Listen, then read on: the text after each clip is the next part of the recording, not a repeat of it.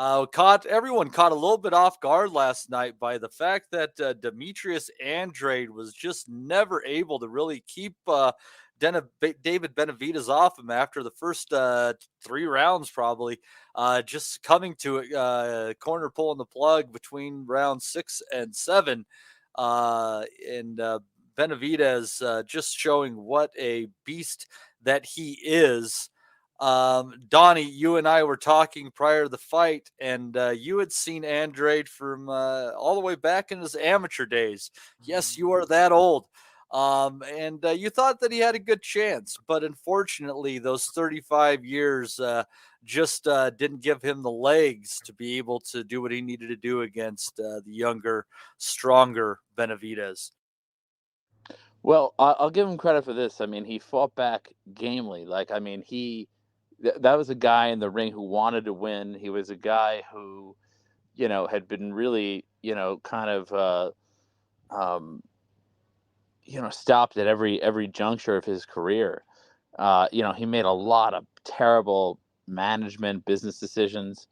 As Floyd would say, he didn't make smart investments. Let's put it that way. I mean, he signed with Jay-Z. Neither did Eddie Hearn. Yeah, no, I mean, his whole career has been an exercise in how do you not manage a fighter? And if you were writing a textbook, you would write the textbook for Demetrius Andrade, a wonderful Olympic prospect. I mean, great fighter, but just it just never seemed to come together for him. And he fought like a man who wanted to finally see things come together for him. He really wanted it, but Benavidez is just younger. He was stronger, and most of all, he was bigger, and he just bullied him around the ring. I don't know about the punch stats. I didn't actually look them up, but I would bet you that the punch stats were pretty close to equal. But it was just Benavidez's shots were just so much more damaging, and they just hurt him so much. And it was telling just by his reactions, by the way that he walked back to the corner after he got hurt and everything. It was clear who the superior man in the ring was. And so, all credit to Benavidez. I mean, I don't think he's a particularly skilled fighter, but at that weight, he's so dominant because he's still young. He can still make that weight. And when you put him in there against a fighter who's 35 years old, the results, speak for themselves. But how old is Canelo, Donnie? Well, he's about 35 as well, but I feel like, he has a little less miles on the clock. Let's put it that way. Look, do I want to see the Benavidez Canelo fight? Absolutely. But I think Canelo wins that fight every day of the week. You might be right. As to your position that you thought that the punch stats were pretty even, you're incorrect. It started out pretty interesting. Through the first 3 rounds, Andrade had landed 24 out of 75 punches, compared to Benavidez only landing, looks like 11 out of 83, I believe that would be. And then after that, Benavidez just lit him up. 17 punches in round 4, 38 of 71 in round 5, 36 of 71 in round 6. So the finals, Benavidez 117 of 336, Andrade 68 of 259. As far as CompuBox, take that with a grain of salt. Steve, you on the Benavidez hype train with this one? You think he can take out Canelo, or do you think that Andrade, smaller, coming up in weight, older, just the perfect opponent at the perfect time for somebody like David Benavidez? Yeah, I don't think you can watch a fight like this and say, oh yeah, he's definitely going to batter Canelo, but because obviously styles make fights, Canelo's a different animal to Andrade. He's proven it time and time again, whereas this was Andrade's step-up fight after all these years. But each time we watch him, he's improving. He shows a little bit each time. He's got the freshness of youth as well. I look at it and I think, you know what, he's going to give Canelo a hard time, especially with body shots as well. And if he gets to round 7 and 8 without taking too much punishment and too many body shots in return, there's a good chance that he's going to give Canelo a lot of problems, because Canelo likes to fight at his own pace now. We've seen that for a while. Bivol threw him out of that comfort zone. He made him work consistently, and he didn't like it. Golovkin did to a certain extent in the first fight, but we all know what happened there. And I think Benavidez will do that as well. As for last night, I think it was actually a very enjoyable contest. Good card all round. Really good showtime going out with a bang on their pay-per-views at least. We've got Morel coming up. He's another animal as well. Another beast who I'd like to see in against the top guys if he gets past this Agbeko. Andrade, as Donny said, he was daring to be great, but actually trying to go out on his shield and win the fight. But Benavidez was just so explosive. It's his explosivity, which I think is an underrated facet. People talk about his size and his robotic nature and ability to walk people down, which he did against Plant, and he was a little bit one-dimensional at times. But he has that explosivity in his hand and his footwork, which allows him to just close the range so quickly, and it's hard to prepare for because you're out of range, and all of a sudden this big, massive beast is suddenly on top of you, hitting you with shots. And that led to a really entertaining scrap. Watching Andrade getting deconstructed was surprisingly satisfying, even though I don't really have too much against him. But everything happened as I expected it to last week. And we were talking on the Nutters chat on Friday night with Danny Young as well. But within a microcosm of my perceived timeline, what I mean is, me and you were discussing this, Matty. I thought what happened would happen, but Andrade would be more competitive and maybe fiddle him around for 6 or 7 rounds. Then he would maybe start to fade, and ultimately he would lose on the cards or maybe get stopped later on. That's what I thought would happen. Yep, But same. Benavidez just put everything on 2-speed and just says, no, we're not going to do that. I'll just get you out of here in round 6.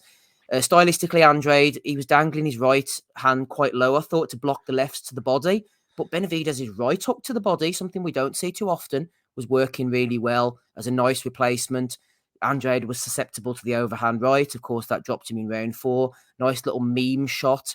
Almost Stevens against Golovkin-esque, of seeing Andrade's eyes rolling into orbit, looking for someone up in the bleachers there. Such was the ferocity he was hit. And after that point, I think that the writing was on the wall for him. In the first couple of rounds, Andrade landed a few good shots, especially to the body, but he was holding on for dear life. As soon as Benavidez got into a routine of pushing him off, forcibly breaking those clinches, saying, no, we're not going to clinch. I'm going to take matters into my own hand. Thomas Taylor, thank you very much. Hitting him off the brakes, pushing him away. It was over for Andrade because he couldn't compete at a high pace. So if he wasn't able to grab, take breaks, hold on to Benavidez, as soon as that was taken away from him, I thought, you know what? He's going to struggle to last the distance here. I'll end on a quick question for you, actually, Matty, if you don't mind. Chris Butler mentioned an opening comment that got me thinking. Poor old Andrade. He will have been paid handsomely for last night's action, but this was the first big fight he's had in 15 years. He lost most of the 6 rounds, got battered, got stopped. Nice pay packet, but regarding achievements and accomplishments, not just payments, has this been a bit of a waste of a career? The Billy Joe Saunders fight, I think, in 2018, the fact that dissolved was a bit of a watershed moment for Andrade. He'd have either got a big win against Saunders and moved on up to fight the other guys, or he'd have lost his O at that point. And I think that was a real moment there that changed the trajectory of his career. Do you think it's been a bit of a waste? 100%. I go back to Donnie. He said that is basically, textbook as far as how not to manage a career, and some of that has to fall on the fighter. I don't think it's entirely management, but he was a fairly old fighter by the time he got to this moment, and he had never faced a real puncher, never faced real adversity, and it all just kind of came swarming in on him in one night. In David Benavidez, who's you don't dip your toe in with a guy like David Benavidez. And I think that's probably going to be it for Andrade. You might see him pop up to take on a couple of prospects or something like that. Maybe he moves down to 160 again. Who knows? But it's a shame because he was clearly a talented guy, but he just didn't have the kind of killer instinct and the power or the charisma necessarily to draw in the big crowds, and it kind of held him back. Yeah, I think just a couple of things quickly I'll mention about that. He said afterwards, we're going to come back stronger, go to the gym and regroup and all. But who's he kidding at the end of the day? He shouldn't be at super middleweight, and he's never been that kind of fighter throughout the peak of his career. So, like you say, he'll slip away, maybe fight a Demon Nicholson kind of guy in a 10-rounder and then never fight again. I'd say that would be more than likely. Although there probably is mileage left him if he wants to take it. Talking of never faced as well, I haven't checked the veracity of this up, but someone I think put up on Twitter earlier on, he'd never faced a champion past, present, or currently future. So that's going to catch up on you when you fight guys like Benavidez, isn't it? Absolutely. I mean, this is just a big, young, talented fighter who grew up in the gyms with a bigger brother who was who shouldn't say bigger brother, big brother, who was a very decorated amateur. So it was his night didn't go the same. But the Benavidez is more than just a big dude. And Andy, what I think is really great about Benavidez, once he gets that motor going and he kind of figures a few things out, he downloads the data, as some jerk offs so like to say. But so when Benavidez gets that going, he has this ability. He throws punches from all sorts of different angles and different arcs. Not only does Benavidez have those big looping big man shots, but he has a great straight. He has a good jab. He can throw him short hooks and uppercuts in the inside. At the end of the day, Andy, Benavidez is just an offensive masterpiece. Yeah, I agree with everything you just said there, actually, in terms of how he uses his shots. I mean, that was one thing I picked up on very early was the long shots he was using in the very first round, making it very difficult for Andrade to try even get any distance. And that's how he kind of really kept him there, really, for the first 2 or 3 rounds. I thought Andrade had a couple of good shoe shine moments, shall we say, in the second, possibly the third round. But you could gradually see Benavidez just gradually wear them down. Obviously, you've seen him with that right hand that dropped him. And was it 4th round, I think it was. Another thing is that he never ever goes away for hitting the body. Obviously, he takes it upstairs or hit you with uppercuts, but he never forgets the body. And when he really does tee up that left hook to the body and that as well, he puts everything behind it. You can literally hear it as well. I maybe go a wee bit Wellington here actually, but going soft. But I actually felt a wee bit sorry for Andrade there last night. I felt you could have stopped that fight after the 4th round. The referee gave him every chance, every respect. His corner gave him another round. You could see the referee a wee bit concerned, calling the doctor in and that as well. But he wasn't going to do anything. He was backpedaling, as I say, after about the 5th and that as well. He was game. That's all I could say. But as Steve says as well, he should be up there. I really thought it might have caused a bit more problems, but really, he's fighting 2 fights really in there, isn't he? I mean, he's fighting really to kind of stay, just basically stay out of your harm's way. Then he's going to try and muster a kind of like an attack somehow, and then whatever attack he did put into place, it wasn't enough. It wasn't really putting a dent into Benavidez, who, by the way, does seem to be making the weight very, very fresh. He doesn't seem to be that kind of like that kind of like greyish way that people can look trying to make weight. Looks healthy. So that's the main thing. I know off the back of that, people are kind of like going with Benavidez to kind of beat Canelo. Totally different fight, I think. But again, we just need to wait and see how it goes at this point. Benavidez can only do what he can do. Fight what's in front of him, win well, and then hopefully he gets the call. So hopefully we get to see it soon. This time next year, yeah, we'll go with that. But I think in the end, the right call was made. Benavidez, as I say, was beat them down, and Andrade was given every chance by his corner, by the referee, by the doctor. It wasn't enough, and it was only going ahead one way. It was really, if I went another 1 or 2 rounds, you could start saying, "Look, listen, this is getting a bit ridiculous now. We need to start calling." It's getting borderline. But it was, I think, the right amount of punishment was taken after that point, and then the right call was made to call it because it was only going ahead one way, and it was a bad beating. That it was. I think Steve? as well, the good thing is at least he directly called out Canelo. Now he's always been very different towards Canelo, and he hasn't liked to trash talk him with him being the Mexican legend and all that. Can see why, but he said very clearly now, "Come on, let's give the people what they want to see, me against Canelo." So he's got very direct now and called out Canelo, which is good because this is the only fight that's left to be made now. Yeah, there's only a couple of fights that I'd like to see. One Benavidez, the other being Crawford.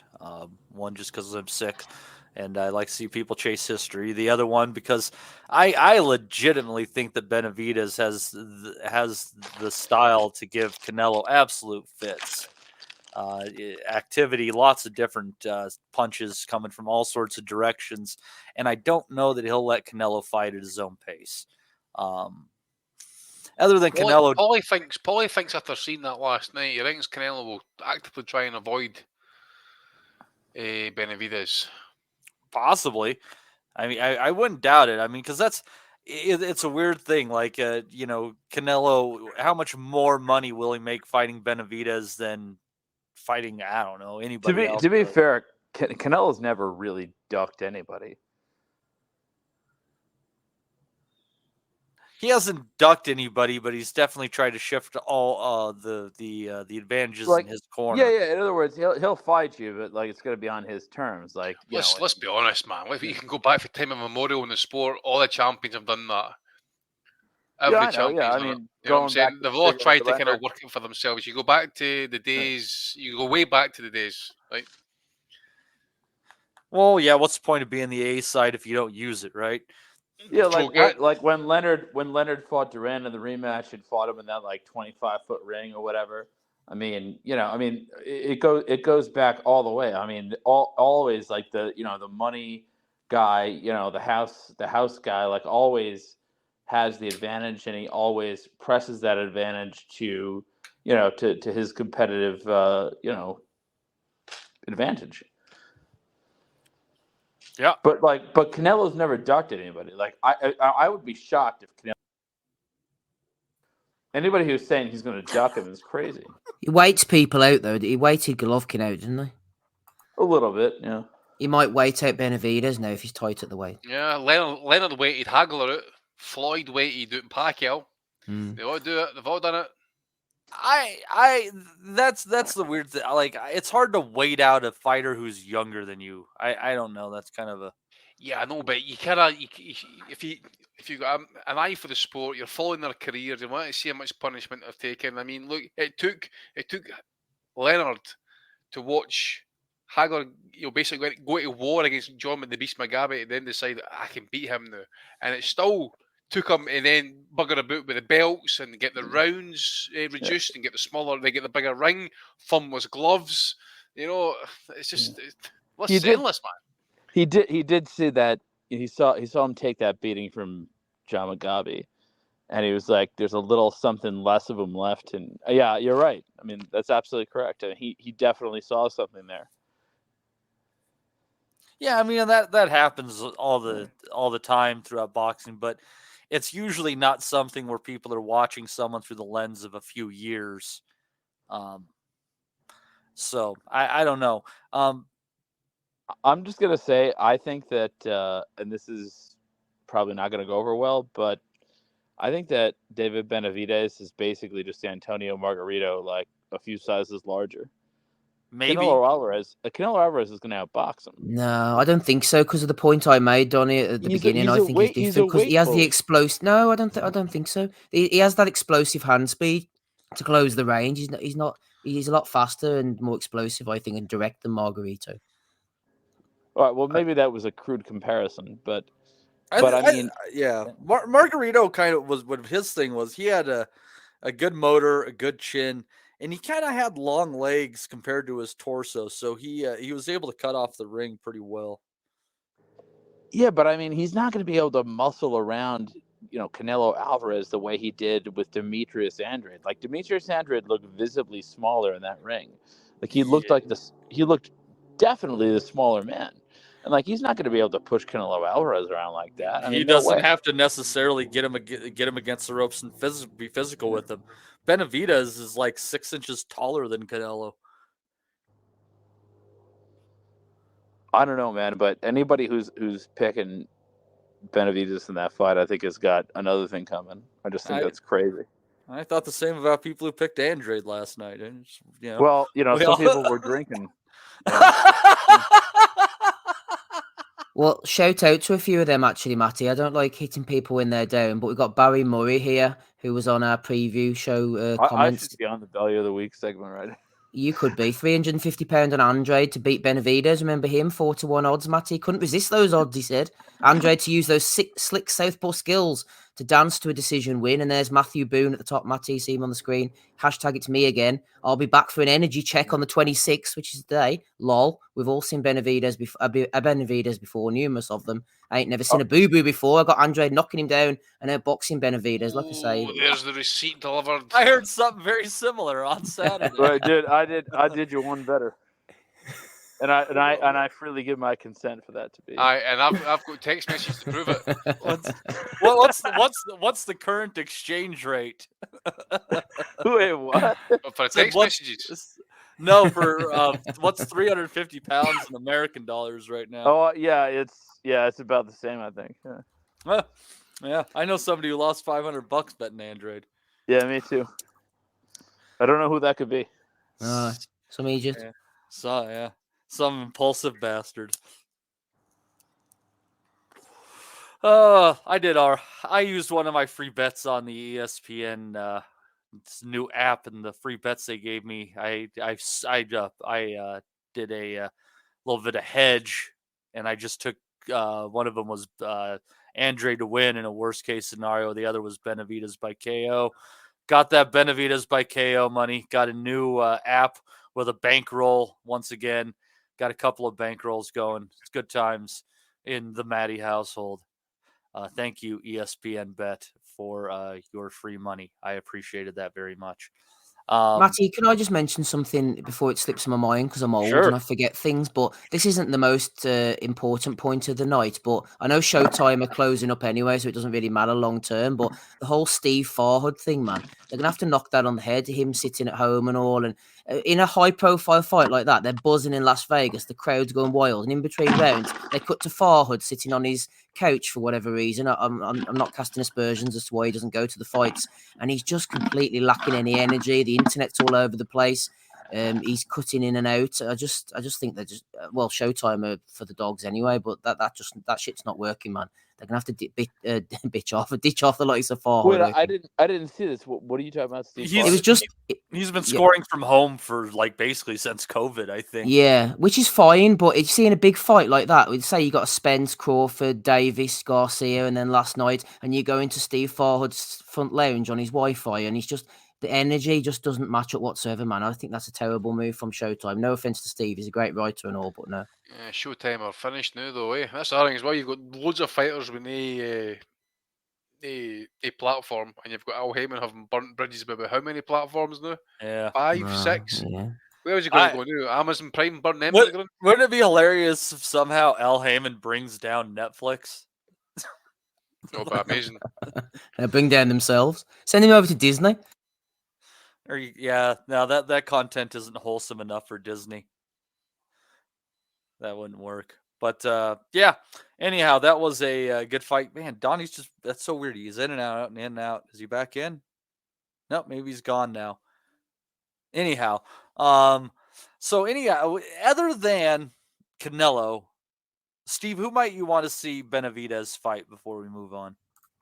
David Morrell, I think, which is a funny last fight for Showtime against this Sena Agbeko. I think he lost to Shishkin a while back, so he's no great shakes. Morrell, he has his little stronghold in Minneapolis. He loves beating people up. He's got a bit of previous. He's a hard puncher. I think he's going to be very difficult for anybody at the weight to beat. Don't think they'll make it against Benavidez. I think they'll keep them their separate directions and try and get one or two of them big fights elsewhere. But I don't know. If it's not him, I'm not sure what they'll do. Maybe Charlo, after fighting Benavidez, move him up. He looked pretty decent. I'm just thinking what they'll do. I wouldn't want to see that. But, something like that, it's a bit of a PBC move, isn't it, there? Yeah. Well, and after fighting the brother, that makes sense. Yeah, exactly. Decent enough segue. Jermell. Wait, after fighting one Charlo brother and being so underwhelming, I mean, fighting another one, I mean, that doesn't seem like good sales for Cinco de Mayo. Yeah, we're talking Benavidez. Yeah, because Jose just lost to Charlo last night. And what was very weird, it was a 163-pound catch weight, and there's no belt on the line, obviously, 10 rounds. And at which point Charlo came in a couple of pounds overweight for the fight still. And he was given 2 hours to make the weight, and he came in 0.2 pounds higher than he originally had weighed in. So thinking maybe he was just entirely disinterested and he might get whooped up in that. Alas, did not happen. He put on a good performance for being a guy who didn't come anywhere close to the agreement that they had on the contract. Had to pay out quite a bit of money to Benavidez for that, but I don't know, Andy. He looked pretty sharp. The combinations were good, but nobody ever said that Benavidez moved his head. The Charlo fight, mate, I never seen it.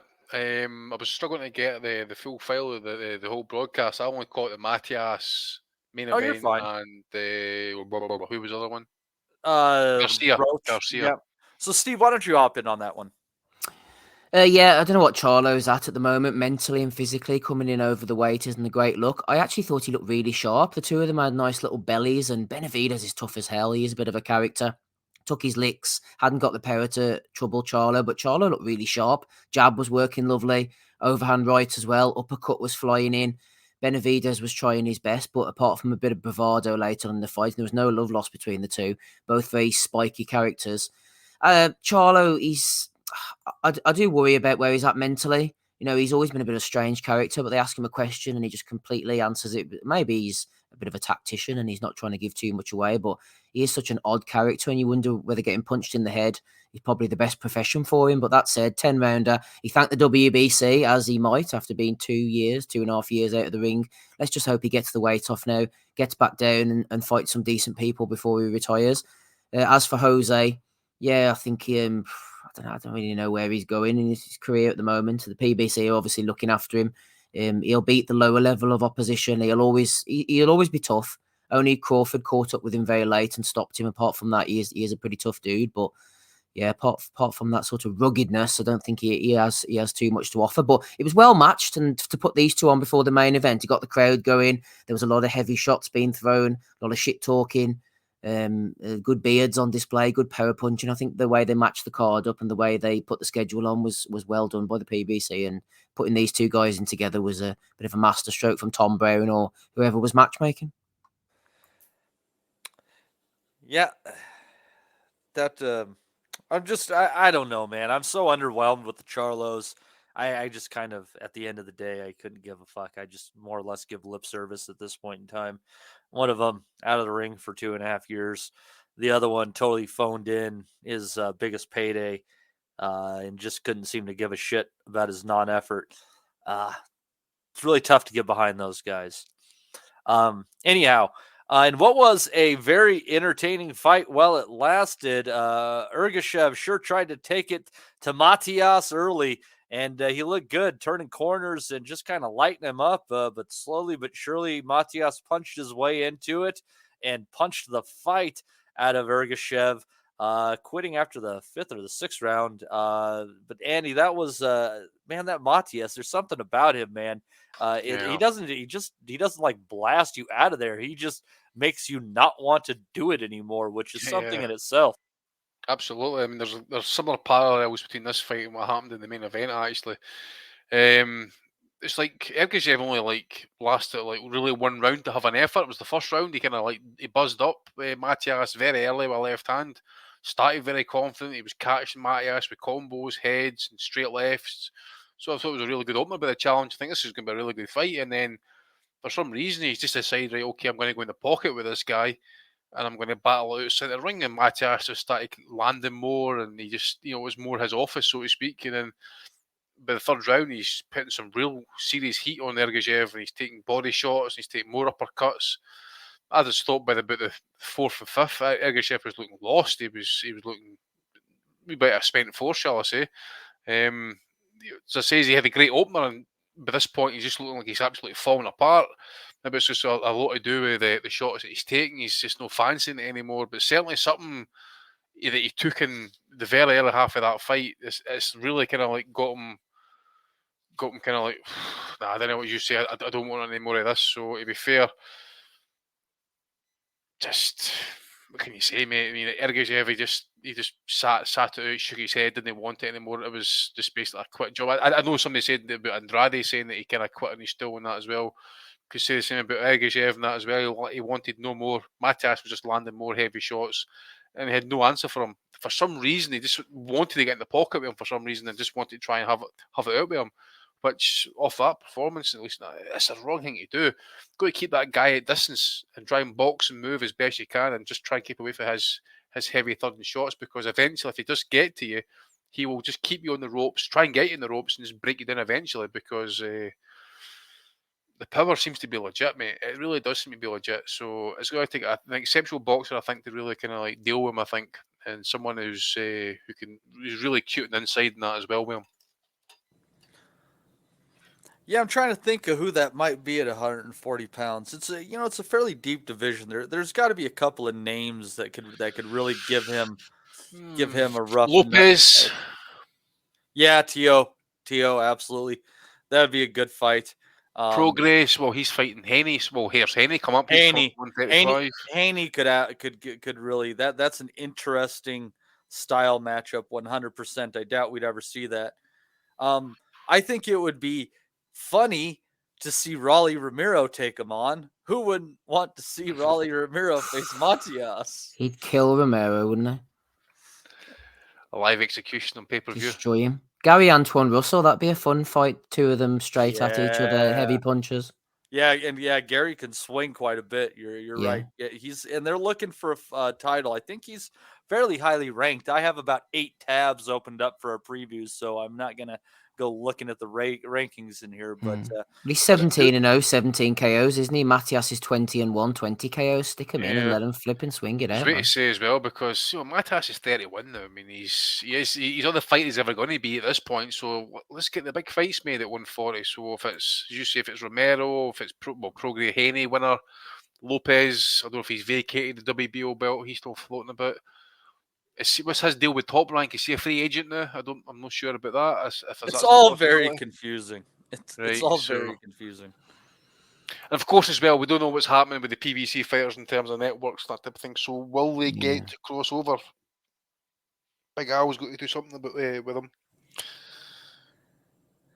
I don't know. It'll be interesting to see what may come of it. 140 pounds is hot. 135 is. And I kind of look at them a little bit interchangeably, as it may be. But Steve, this was a really fantastic war kind of while it lasted. But much like Jeremias Ponce, he figured he'd stand in there, and it just didn't work. But it was definitely a good bang for your buck while it lasted. Well, it was a lot like the Ponce fight, actually, wasn't it? That's a good comparison. The same again. Ponce came and put it on him for that first round, threw a lot of shots, tried to get him out of there. Ergashov did exactly the same. I think he didn't wobble him, but he sort of caught him off balance with a bit of a left hand to the body in the first round. He thought, oh, this is going to be interesting. But Matias, man, he's must-see TV for me. I think he's he's probably my favourite fighter at the moment. I just love him. I think he's class, man. He's proper bloodthirsty. He just beats the shit out of people relentlessly. He loves a fight. He has that loss on his record, but we all know there was extenuating circumstances for that. He's bounced back from someone dying in the ring, which is no small feat, man. That destroys people mentally. And he's come back, and this is the 5th person. Me and Dominic Henry were talking about this off air. 5th person in a row who's retired on their stool now. He just makes people quit and say, fuck this, man. I don't want any more against this guy. He's just too much for me, including a win over Ananyan, who beat him before. Ponce was the same. His dad pulled him out, said, right, that's enough. Ergashev, absolutely the same. Sugar Hill in his corner, beast, could punch. The body shots just killed him. When they were going to the head against each other, Ergashev was able to duck as best as he could, but Matias just stood there and just started hitting him to the body so hard. Ergashev just couldn't put up with it, man. He was knackered. And as Andy mentioned, he was just standing there and taking shots. I just don't think he could escape. Just didn't know what to do. He stood on the ropes and says, I'm going to bang it out with him and try and knock him out before he knocks me out. And Matias is like, okay, that's fine. I'll do that. Ergashev's styles worked for him for so long against lesser opponents. He just couldn't or wouldn't able to do anything else. But yeah, man, I love Matias. I think he's brilliant. I was saying on Friday night, actually, I hope they put him in against a big unification fight before he burns out. Because one day he's going to melt, isn't he, fighting like this? Someone's going to catch him or take his shots, and he's not going to be able to get through. So while he's hot, let's get him in the unifications, banging him out in his prime against fellow champions. He's just a bloodthirsty guy, man. I think he's brilliant. No mas Matias. No mas Matias. We were trying to caught with something, Andy. That's class. Well done. Fucking A. Fucking A. Yeah, it was that was not the upset to be, but below that there was an upset to be coming in about 2-1. Lamont Roach taking out Hector Garcia. with a very, very close split decision, which I thought he had more rounds in the bank than that. It was a questionable knockdown call by Tony Weeks in the final round, in what on closer inspection really did seem to be a shot behind the head. But I'll tell you what, Steve, it's just one of those things where luckily Weeks' incompetence was able to save Roach from the incompetence of the judges, handing him a 130-pound strap in the process in a fight where I really thought he earned it, especially down the stretch. Yeah, that's a really nice way of looking at it, actually. I hadn't thought about that. I always shudder when I see Tony Weeks in the ring. He's my least favourite referee, man. I can't stand him. But in this one, he didn't have a chance to bugger things up, so fair enough. But as for the judges, I agree with you. I heard a few people saying, oh, Garcia deserved to get the win. I didn't see that at all. I thought Roach is one of these guys who's always had the talent, good amateur. He's had it within him, and you see him losing to Jamel Herring, and I automatically think that kind of puts him at a certain level. But I remember the fight against Herring, well, to a certain degree, and he buzzed him late on and just didn't put. He's one of these guys who didn't let his shots go, didn't put his punches together. And there was times in the middle of the rounds here where I thought it was going to be the same, but Garcia was so passive. I wonder whether he's one of these guys who was on a really good run and then he got battered by Davis, hurt so hard, said he couldn't see, worrying signs. Now he's lost to Roach. Is that him now on a downward spiral? Is he going to start losing fights now? And with sort of the way the unbeaten record goes and the mystique as such disappears. And he struggled against Gutierrez again, said this on Friday night late on in the fight. So with him and Roach going late, I thought maybe Roach can get the win, but the scores were ridiculous. 116, 111. That was a Robert Hoyle score in favour of Roach. I thought that was fair enough. As for 114, 113 to Roach, all based on that fake knockdown, really. Cuffing left behind the head, sort of pushed him to the canvas. Weeks called it 114, 113 in Garcia's favour to DeLuca. As the commentary team said, if that knockdown hadn't been scored, which wasn't a knockdown really, then it would have been a majority draw or something, and Roach would have been robbed, man. I thought it was bullshit. He outboxed him for the majority of the contest, outlanded him. Garcia was very passive, standing back on his shots. A lot like Gervonta Davis, actually. Before we saw Garcia motoring forward, throwing a lot of shots, but he was a lot more passive and just throwing one shot at a time. And I don't know whether he's Bob Santos. He seemed to think he was doing all right. Last round, I thought, right, they're going to give him a firecracker up the ass here and say, you need to go out and throw a few shots. He was like, touch the body and be conservative or be safe, something like that. And I was like, bloody hell, man. I don't think that's the fight I'm seeing. But Bob Santos saw that, Matty, and the judges were seeing the same fight as he was. And he very much nearly got away with the decision. So, yeah, fair play to Roach. Deserved it. He did. And it'll be interesting to see where they take him next. I think my boy Otar Arenosyan is ranked closely behind him. Get him in. Yeah, I want to see him get his chance. I think Roach is a good opponent for him. Andy, did you catch this one? I thought, yeah, for me, a lot of people said it was boring, and I don't necessarily think that this was a boring fight. I think compared to some of the fights we've seen recently that were definitely boring, like the Shakur Stevenson fight, I thought that there was enough going on. There was the shots that they did find were clever enough to show that it was a pretty tactical affair, fought on a fairly high level at the end of the day. I kind of get where you're coming from, but I did think there was not enough activity in the fight for me, and I personally don't think there was enough activity coming from the champion. He spent a lot of it on the back foot, a lot of manoeuvring. Really, when Roach was kind of like happy to kind of like spear his jab out and let a few combinations go, that type of thing, and that as well. But I'd seen a comment as well. I just wanted to, I'm sure I'm right in saying this, but that knockdown, practically with a what? If it wasn't for a knockdown, that would have been a majority draw, I think, That's or right. split draw, Yeah. draw. So I'm sure it is. So I don't know. Maybe it's the type of thing it should have went to, like, so, you know, like you got the kind of like. The replays at ringside and that type of thing. If anything contentious, it could have looked at I'm it that glad way. it didn't, because I thought Roach earned the fight, and the judge almost fucked it. I get that. I was like, I get that as well, because that's what I'm kind of saying. I mean, look, in the day, Garcia wasn't really active enough. Sometimes you got to really take it to the champion. I think, at least in my opinion, I thought Roach was doing that. He was pressing the fight, at least trying to make it a fight. I personally think he won the fight. I think like a 116, 111 type scorecard, possibly. Definitely won the fight for me. I was disappointed in Garcia, in my personal opinion. I thought I was expecting far more for him, actually, and what he delivered. I don't know if it was injuries or if it was an issue with the weight. I don't know what it was, but he just was not what I expected him to be. And it says his lack of activity suggests to me, at least, that they either had issues with the hand speed, what Roach could sometimes put together, or he wanted to try and pace himself, or he expected a kind of longer, tougher fight and that, but was not impressed with him. And then obviously he got rocked pretty heavily in the 11th. I know the kind of knockdown is a bit suspect, that type of thing as well, but the way he kind of like reacted to it as well, and that it did look like it, because I had to rewind it a little bit, and I still didn't see it really kind of land in real time either. It was like a cuffing left hand behind the head. He almost sort of pushed him down to the canvas, didn't he? And the way he kind of shuffled across the ring and fell on the ropes, it kind of like maybe sold it a wee bit, possibly. Yeah. Yeah, I feel like Garcia, that I just kind of feel like he's a guy who, after he got punched pretty good, is kind of a little afraid of taking a shot now. He just that fight against Tank. I agree. He got a good payday, but I think that fight changed him forever. Yeah, rewired him a bit, didn't it? And that whole business afterwards saying, "Oh, I can't see, I don't know where I am," and all this, that was worrying, man. Yeah, 100%. Yeah, it does beg the question, and that you just never know, eh? Yeah, I mean, obviously he passed the test. I mean, however confident they are in giving them. You could pass a test right now, for Christ's sake. Fucking A. Put me in. Even high on weed, man, you would pass that fucking Nevada medical test, no problem. Fucking A. I like that. It's time for the second career. Throw me in. Let's do this.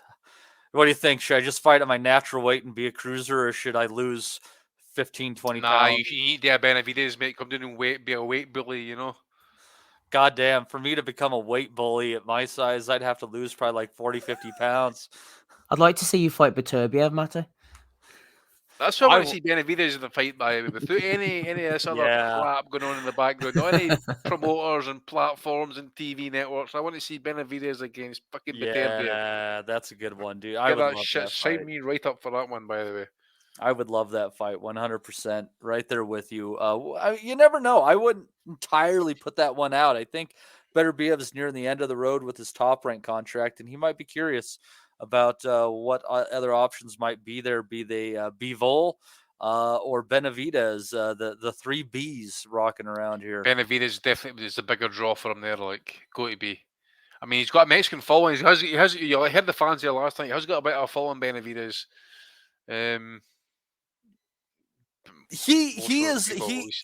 With his style and what he's doing in the ring, he's what the Mexican fans wanted Chavez Jr. to be. As a big guy, guy.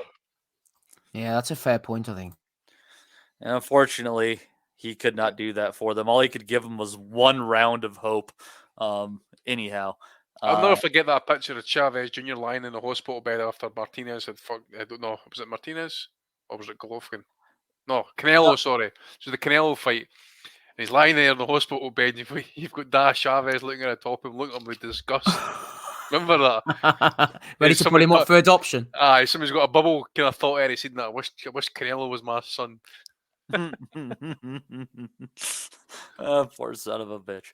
But let's see here. Andy, I don't know that you caught anything else on the pay-per-view portion of the telecast. No. Steve, you were able to catch Lipinets and Rivera, as well as Vito Milnicki working his way up from his defeat. God, that's probably been 10 fights ago now. How'd you like the action? Yeah, I did actually. It was good. They had that Luke Thomas, and Brian Campbell was in doing the Jim Gray job. I'm not sure what happened to Jim Gray, but Brian Campbell was in with Breadman Edwards, and it was like you could tell Showtime was sort of closing down. I said it in the Nutters chat last night. It's almost as if they put these two in the spare room and taken away all the equipment. And afterwards, these two fellas they did a good job, actually, to be honest with you. But the only fight I couldn't catch, which was of interest to me, was the Pablo Vicente Mohamed Yakubov fight. It was of pretty decent significance because the winners mandatory for Oshaki Foster. Yakubov won the fight on a 10-round decision. Didn't see it, like I said, but he's going to fight Foster in a rematch. He's already lost to Foster, so that's that one. As for Milnicki, you're right. He's only 21. You have to remember that. He lost to James Martin. They brought him back. He's 16-1 now, 11 knockouts. Really good puncher. This was a good win against Flores. He was no world beater, but he's shown reasonable form at a decent level in the past. And Milnicki was going through the motions first minute and a half, and then caught him with shots, dropped him 3 times. Referee said, right, that's it, get rid of Flores. Milnicki rolls on. Him and Joey Spencer, kind of two guys on the way up, both suffered a loss. Watching them bounce back is interesting. And the other fight, Lipinets against Rivera. I picked Lipinets on points on the prediction league. Just thought he'd have too much for Rivera. He kept coming forward, throwing a lot of shots, but he looked slow, man. He took too many. Once Rivera got into his groove after about the 5th round, he got the jab going. He was moving. He was ducking Lipinets' shots, landing some nice counters. He looked really good. 97-93, fair enough for me. Rivera rolls on.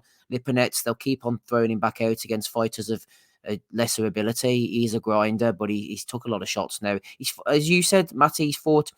It's quite a condensed career. He was fighting like Garcia in his 12th or 13th fight, and here he is now sort of being shelved up in a crossroads fight against Rivera. But Rivera's good.